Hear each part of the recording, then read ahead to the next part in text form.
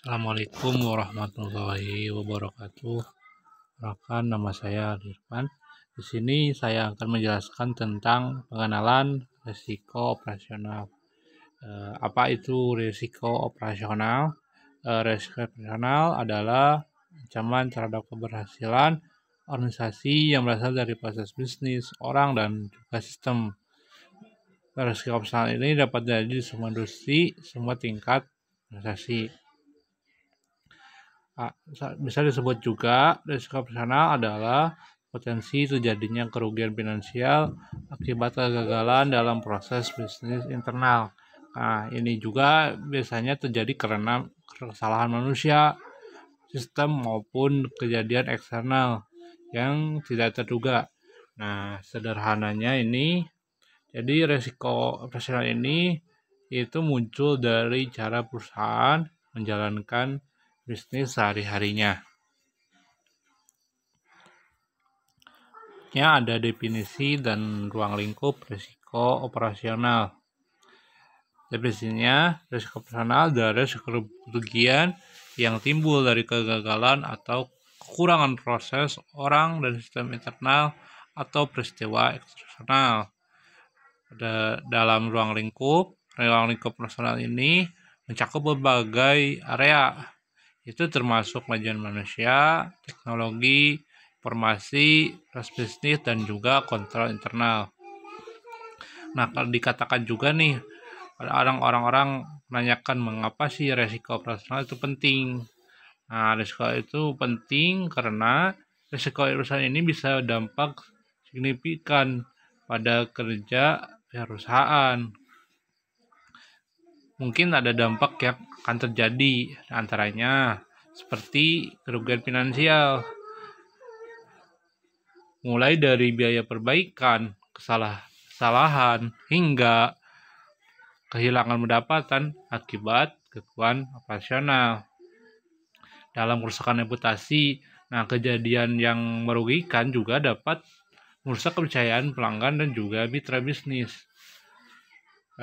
Proses bisnis yang berhenti juga dapat mengganggu kualitas dan efisiensi perusahaan. Nah, dalam ketidakpatuhan terhadap regulasi, juga ini pelanggaran terhadap peraturan yang berlaku dapat mengakibatkan denda dan juga sanksi hukum. Selanjutnya ada sumber-sumber risiko operasional. Pertama ada dari sumber manusia. Kenapa sih dari sumber manusia ini? Ada karena kurangnya pelatihan, ada tidak jujur, dan juga kurangnya motivasi, maupun juga dalam input data atau tindakan yang tidak sesuai SOP. Yang kedua dalam proses bisnis. Dalam proses bisnis ini biasanya tidak terjadi efisien karena kontrol yang melemah dan juga ketidakpatuhan terhadap peraturan.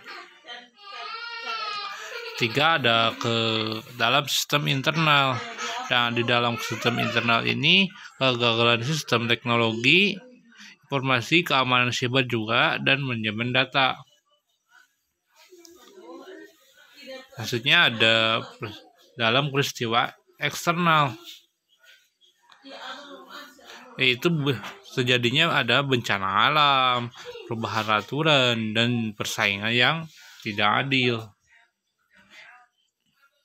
Itu juga memang ada peraturan perubahan pemerintah.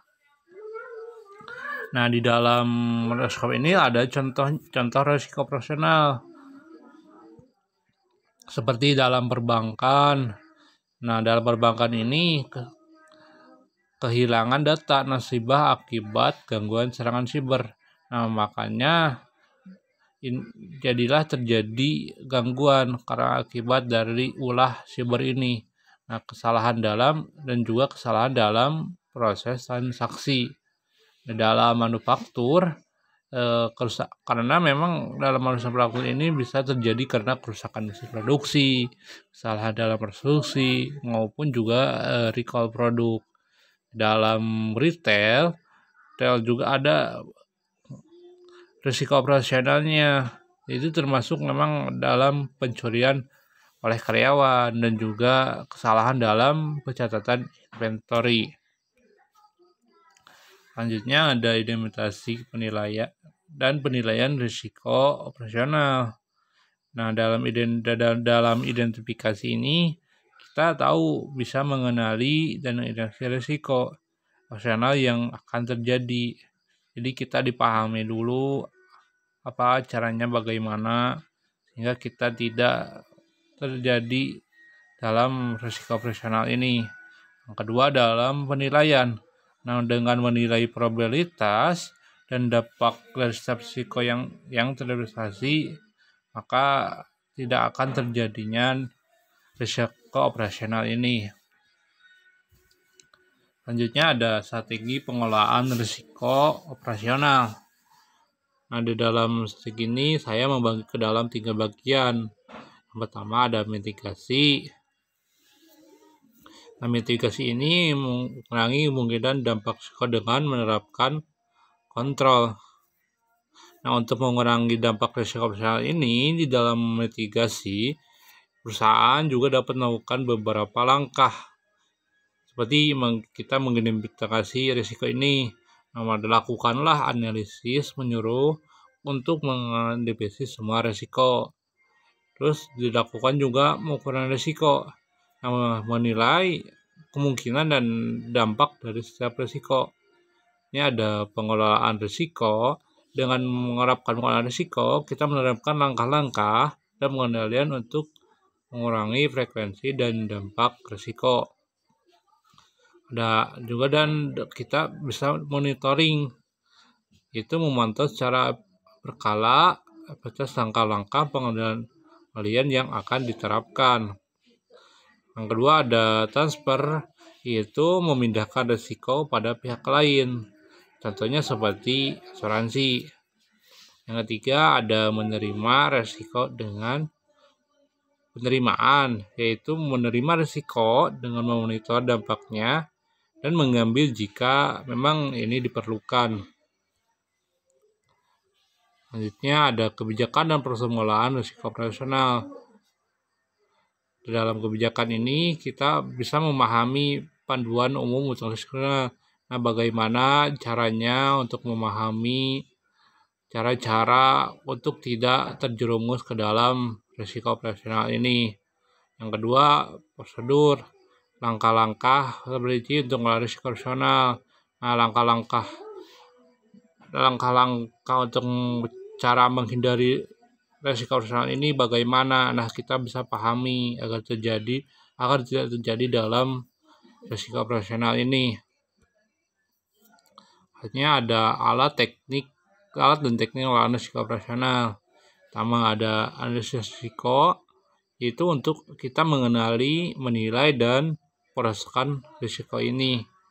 Kedua ada pemetaan risiko.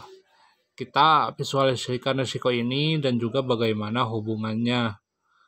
Yang ketiga ada kontrol internal. Kita bisa mekanisme untuk mengurangi risiko operasional ini dan memastikan kepatuhan dan juga agar bisa terjalan. Ini ada pemantauan dan pelaporan risiko operasional.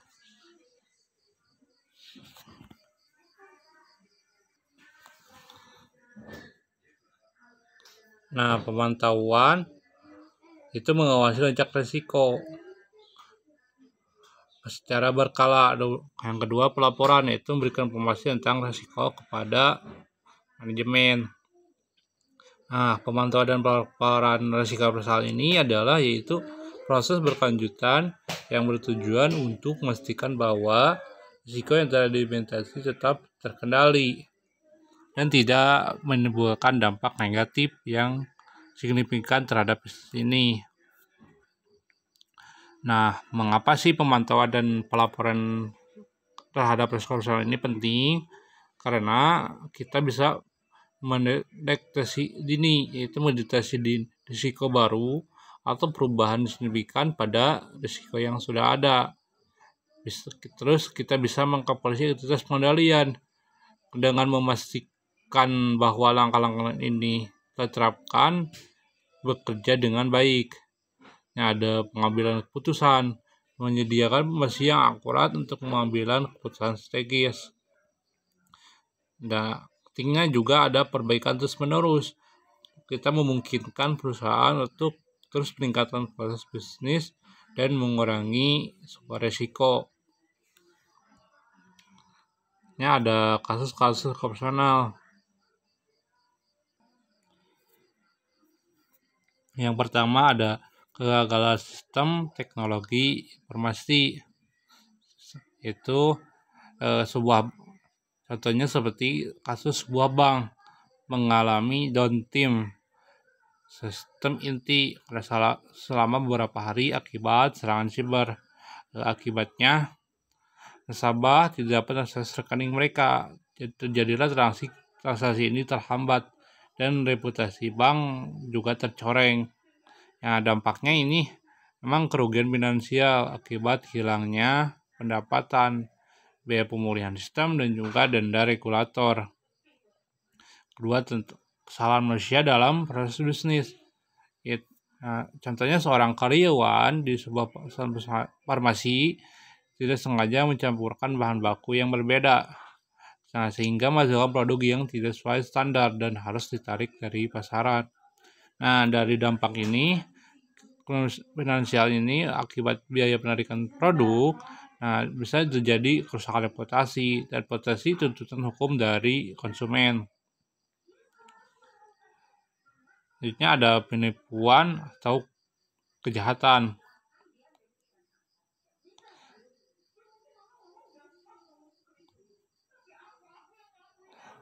Yang keempat ada bencana alam dan atau peristiwa eksternal.